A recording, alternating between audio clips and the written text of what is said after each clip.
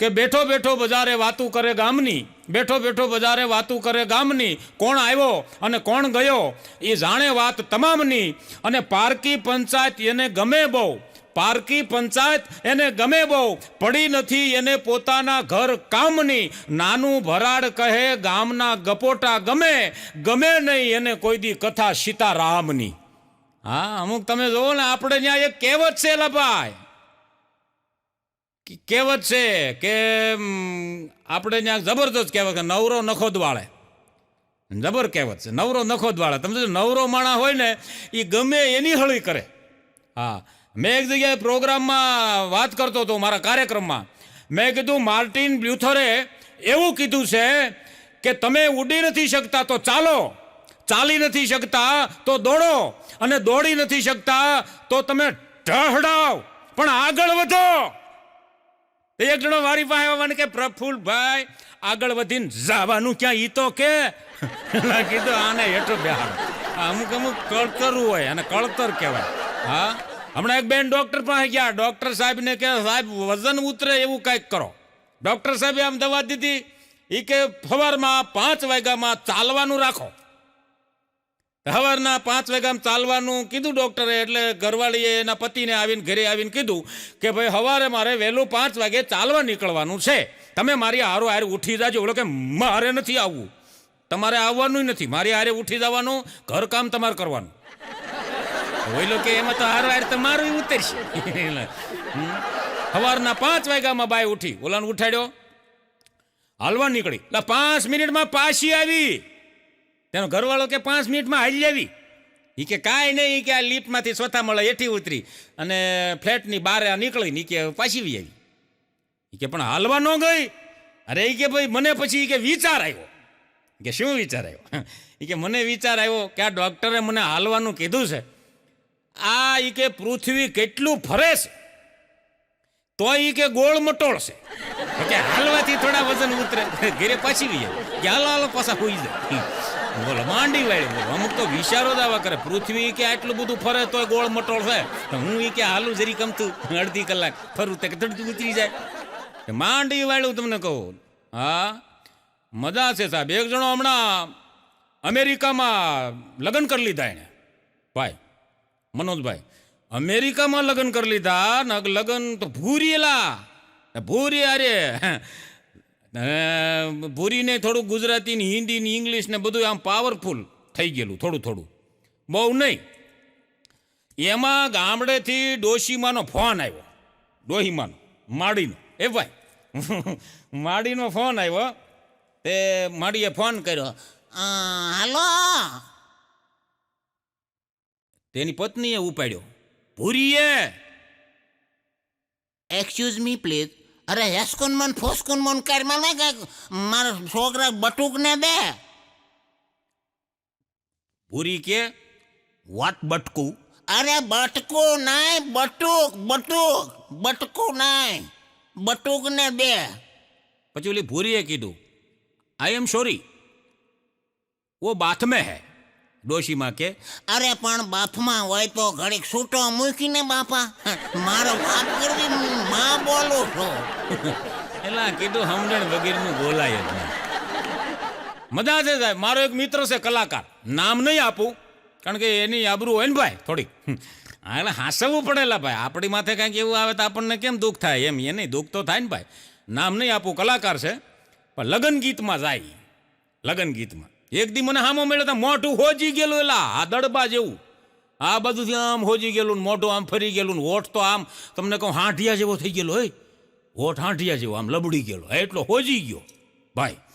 મેં કીધું આ શું થયું? મને કે એ પ્રફુલ્લભાઈ લગ્ન ગીત ગાયું. મેં કીધું લગ્ન ગીત તમે કીધું અમે ગાઈએ, બધા ગાતા હોય કે લગ્ન ગીતમાં આમ કાંઈ તો અબડા. મેં કીધું હોજી જાય હોઠ તો જો. મેં કીધું હાંઠિયાને જેમ લબડી ગયો. હા, તમને કે લગ્ન ગીત તમે ગાઓ ને હું ગાવ એમાં ફેર હોય. મેં કીધું પણ એમાં ફેર હું? મને કે હું દીકરીના લગ્ન હતા અને હું એ કે આમ રો પ્રફુલ્લભાઈ લગ્ન ગીત ગાવાઈ ગયો. એટલે લગ્ન ગીત દીકરીની વિદાય વખતે ગીત ગાયું, ઓલું ગીત નથી મને કે આવતું. મેં કીધું કયું? મને કે ઓલું ભીંજાય ઘર ચોળું ભીંજાય ચૂ ભીંજાય છે કાય ઘર ચોળાની કોરજો રઢિયાળે એ દીકરી હાલી સાચ રે લોલ જાય છે મારા એ જ ખોળાની ખૂંદનાર રે રઢિયાળી એ જ દીકરી હાલી સાસ રે લોલ. મને કે આ ગીત ગાયું ને એમાં મને માર્યો ઈ કે માંડવિયાવાળા દીકરી પક્ષવાળાએ. મેં કીધું આ ગીત ગાયું એમાં થોડો મારે. મને કે સાંભળો એમાં એમ થયું, એમાં મારી ભૂલ થઈ ગઈ. મેં કીધું શું ભૂલ થઈ? એ કે મારે થોડુંક આમ શબ્દોમાં ફેર થઈ ગયો ને એમાં મને માર્યો. મેં કીધું શું? મને કે મેં એવી રીતે ગાયું કે ભીંજાય ઘર સોળું ભીંજાય ચૂંદડી રે લોલ ભીંજાય છે કાય ઘર ચોળાની કોરજો. હવે અહીંયા રઢિયાળી દીકરી હાલી સાસરે, ત્યાં એમ કહેવાનું હતું, ત્યાં એ કે મારે બફાઈ ગયું કે રેઢિયાર દીકરી હાલી સાસરે રે લોલ રેઢિયાર દીકરી. પછી એ લોકો કે મને માર્યો ને બે પાટા મારી લીધા. મેં કીધું રઢિયાળી દીકરી રેઢિયાર નહીં. મને કે પ્રભુભાઈ તો મને ખબર, પણ ત્યાં રેઢિયાર બોલાઈ ગયું. રેઢિયાર એટલે રખડું. હા, રખડું દીકરી હાલી સાસરે. મજા છે સાહેબ, મજા છે સાહેબ. પેલા લગ્ન ગીત એવા હતા, ગીતમાં દીકરીને સાહેબ શિખામણ આપતા અને દીકરીને શિખામણ લાગતી. કેવું કહેતા કે સાસરીએ જઈને બેની તારા કુળને દીપાવજે પિયરિયાની આબરૂ રાખજે હે બેની બા સંપીને રેજે દુઃખ રે એ પડે તો બેની બા રામાયણ વાંચજે સીતાજીનો ઉપદેશ લેજે બેની બા સંપીને રેજે. પેલા લગ્ન ગીતમાં દીકરીઓને શિખામણ આપી દેતા બાપુ કે આવી રીતે રહેવાનું, આવી રીતે રહેવાનું, દુઃખ પડે તો સીતાજીને યાદ કરજે. આવી રીતે લગ્ન ગીતમાં શિખામણ આપીને મોકલતા. એ દીકરીઓ દુઃખ હોય તો ટકી જાતી. હા, અને અટાણે તમારા દીકરા લગ્ન ગીત એવા થઈ ગયા છે, દીકરીઓને ખબર પડી જાય કે જ્યાં કાંઈ સારું હોય તો ટકવા, નકર પાછું આવવા. અટાણે તો લગ્ન ગીતમાં એવી શિખામણ આપે, દીકરીને ખબર પડી જાય કે દુઃખ હોય પાછું એવું આવવાનું. હા, એકની બસમાં ગયા હોય તો બેની બસમાં પાછું એવી આવે. અટાણે એવી શિખામણ આપે. હમણાં એક જગ્યાએ હું લગ્નમાં ગયો મારા મિત્રના, દીકરીને વળાવતી વખતે ભાઈ મનોજભાઈ ગીત ગાયું. હવે કેવી શિખામણ ગીતમાં આપે. અટાણે ગીતે એવા થઈ ગયા છે. બંગલામાં રેજો બેની બગીચામાં ફરજો, બંગલામાં રેજો બેની બગીચામાં ફરજો, બંગલામાં રેજો બેની બગીચામાં ફરજો, સાચા ફૂલડાની સુગંધ લેજો પરદેશી બેની બંગલામાં રેજો, દાદાનો બંગલો બેની જોઈ વિચારીને છોડજો. તેમાં ટકી રહેવાનું છે, છોડવો જ પડેલા.